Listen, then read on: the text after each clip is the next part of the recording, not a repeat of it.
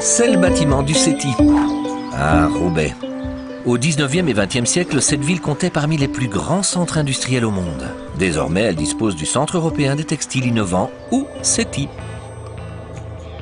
Inauguré en octobre 2012, le SETI est le centre de recherche et de prototypage dédié aux nouvelles applications textiles le plus récent au monde. À ce propos, saviez-vous que c'est à Roubaix qu'a été inventé le maillot de bain transbronzant? L'industrie textile est étroitement liée au développement historique de l'Eurométropole. Un très bon exemple pour vous présenter cela est le site d'Euratechnologie.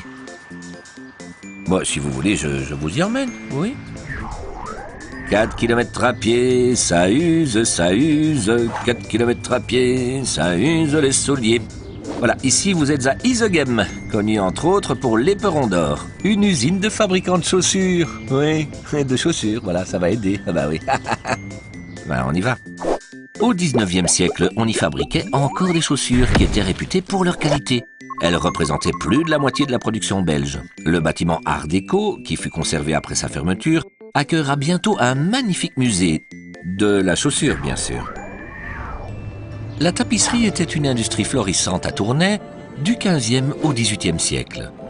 Le musée de la tapisserie de Tournai, le TAMAT, abrite toujours un centre de recherche et des tapisseries monumentales.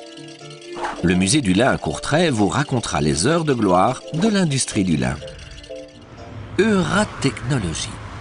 Non, ce n'est toujours pas cela, mais c'est quand même très intéressant de savoir que l'usine Motte-Bossu, devant laquelle vous vous trouvez, est représentative de l'architecture industrielle textile de la métropole lilloise. Construite à partir de 1853, cette usine est inscrite au titre des monuments historiques en 1978. Rachetée par la ville de Roubaix, elle accueille depuis 1983 les archives nationales du monde du travail. Ici, les usines constituent de véritables châteaux de l'industrie, s'inspirant très largement par leur forme de l'architecture médiévale. Bon, vous abandonnez vos recherches là? C'est que nous sommes presque à la fin de la journée et madame m'attend. Ah, excellent. En 2009, l'ancienne filature Leblanc-Lafont à Lille a été reconvertie en un pôle d'excellence économique dédié aux technologies de l'information et de la communication.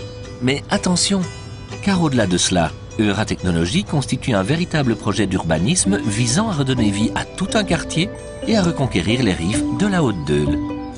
Voilà, bonne fin de journée.